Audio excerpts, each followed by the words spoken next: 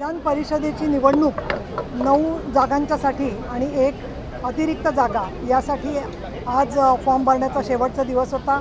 शिवसेनेच्या तर्फे मला आणि माजी मंत्री बच्चू कडू या दोघांना उमेदवारी देण्यात आलेली आहे आणि गेले सातत्याने अनेक वर्ष आपल्याला कल्पना आहे की इथे 2002 ते 2014 पर्यंत काँग्रेस आणि राष्ट्रवादीचं सरकार होतं आणि 2014 पासून भारतीय जनता पक्ष आणि शिवसेना युतीचं सरकार आहे। परंतु या मधल्या काळामध्ये अनेक जनतेचे प्रश्न काही सोडवले गेलेले आहेत, काही प्रलंबित आहेत। या सगळ्याचा वारसा जो शिवसेनेचा आहे तो पुढे नेण्यासाठी मला ही उमेदवारी माननीय शिंदे साहेबांनी दिलेली आहे। मी त्यांची ऋणी आहे आणि त्यांनी नारी शक्ती वंदन विधेयक जरी लोकसभेमध्ये फेटाळलं गेलं असलं तरीसुद्धा महिलांना गुणवत्तेनुसार संधी देण्याची जी भूमिका आहे ती त्यांनी पूर्ण केलेली आहे।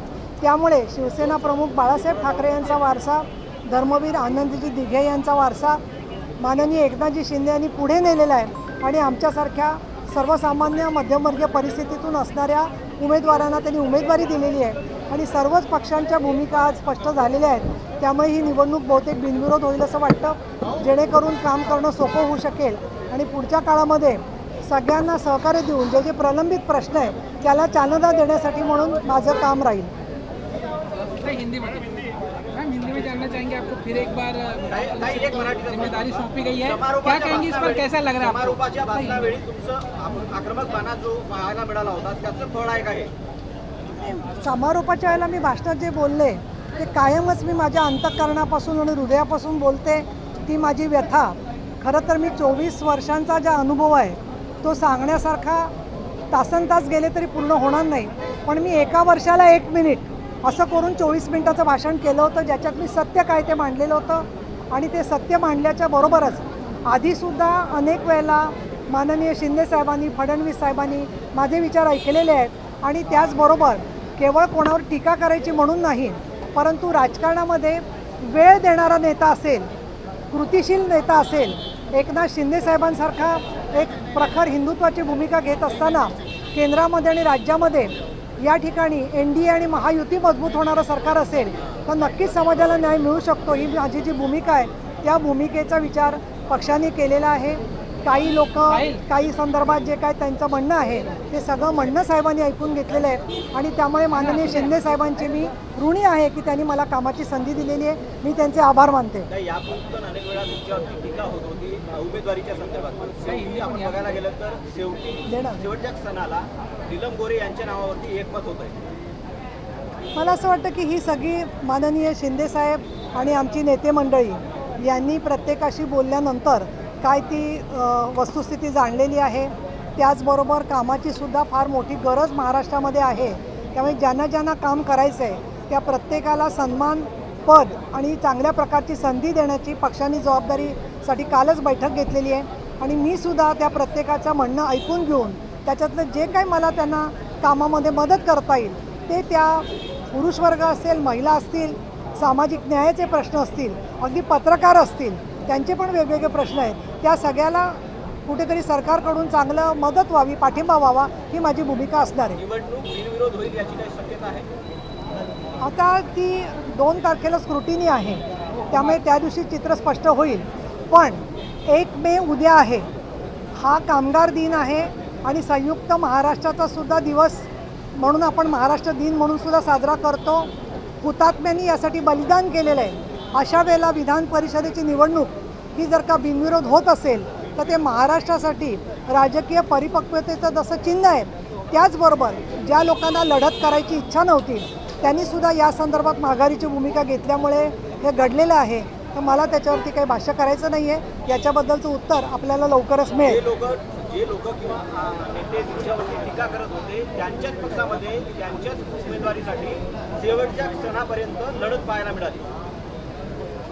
टीका ते नंतरही करणार आहेत, त्यांची काही सवय बदलणार नाही काय, ते कायम टीका करत असतात। जसं मला असं वाटतं की एखाद्या झाडाचा रंग अमुक एक असतो, आघाडीत बिघाडी पाहायला मिळाली। आघाडीत बिघाडी म्हणजे मुळामध्ये असं आहे ना की ज्या वेळेला कुठलं असं महायुतीचं वादळ येतं त्या प्रत्येकजण स्वतःचं वस्तू घेऊन निघत असतो, तशी त्यांची निर्वानिरव चाललेली आहे।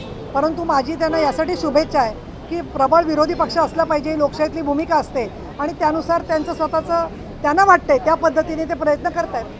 ताई, हिंदी में जानना चाहेंगे, दोबारा आपको विधान परिषद के लिए मौका मिला है, कैसा लग रहा है, क्या कहेंगे? नहीं, एक तो बहुत खुशी है, लेकिन मन में बहुत एक अलग तरीके की चुनौती भी आगे है, क्योंकि अभी तक मैंने 24 साल में जो काम किया वो एक विधायक होने के हस्ती से किया, लेकिन मैं उपसभापति बन के भी 7 साल काम किया है. तो ये सब अनुभव का फ़ायदा लोगों के जो सवाल उलझे हुए नहीं है उनको छुड़ाने के लिए काम ज़रूर होगा.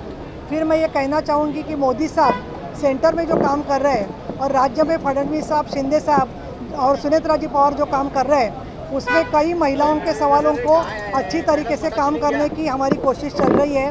अभी सबसे आगे जो विषय है वो महिला आरक्षण का विधेयक है. उसी के साथ कॉमन सिविल कोड का भी एक मुद्दा है, जिसके बारे में मुझे लगता है कि राज्य भर में हम ज़रूर इसके बारे में और काम करेंगे और हमारी शिवसेना के कार्यकर्ता और शिवसेना महिला आघाड़ी इनको और मजबूत करने का काम कर सकते हैं. मैम, आपके नाम की घोषणा शिंदे जी ने आखिरी समय में की, क्या आपको इसके पहले बताया गया था या आपसे कब बात हुई? देखिए, पक्ष श्रेष्ठी जो भी उचित है वो बात करते हैं, वो निर्णय उस समय लेते हैं और उनका निर्णय उचित समय पे उचित तरीके से लेना वो उनका फ़र्ज उन्होंने निभाया है.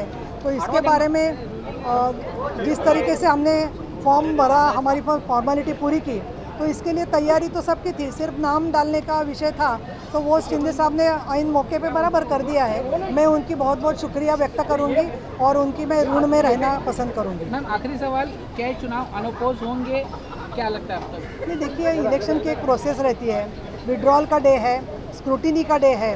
अभी जितनी जगह है उतने ही उम्मीदवार तो आए हैं, लेकिन और एक ज़्यादा भी उम्मीदवार कुछ होंगे, तो उसके बारे में जो निर्णय होगा वो निर्णय हमको जल्द से जल्द मालूम हो जाएगा.